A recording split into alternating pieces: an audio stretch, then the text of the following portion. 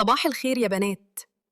محتاجة أشرب حاجة تفوقني عشان هنزل أشوف شقق واختار واحدة أنقل فيها حاجتي. أنا كده محتاجة شقة صغيرة لوحدي لأني أصلاً هكون بسافر كتير. أنا هنزل دلوقتي أشوف الشقة وخليكم معايا عشان هشتري كل حاجة للشقة النهاردة ومحتاجة رأيكم. أنا اخترت الشقة دي يا بنات، روحها حلوة وحاسة إنها هتنفعني على قد متطلباتي. فاضل بقى أفرشها بأي حاجة كده. السرير ده مريح قوي شكله وعلى قد فرد واحد، انا مش هحتاج اكتر من كده. الترابيزه دي صغيره وبسيطه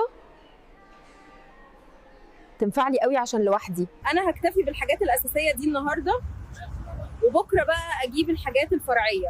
ايه رايكم يا بنات؟ مساء الخير يا بنات، نفسي في حاجة حلوة فقررت أجرب مطبخي الجديد وأعمل تشيز كيك بلو بيري. يلا بينا. اول خطوه البسكوت مع الزبده، ده الاساس اللي هنحط عليه التشيز كيك. كده خلصنا الجزء لتحت،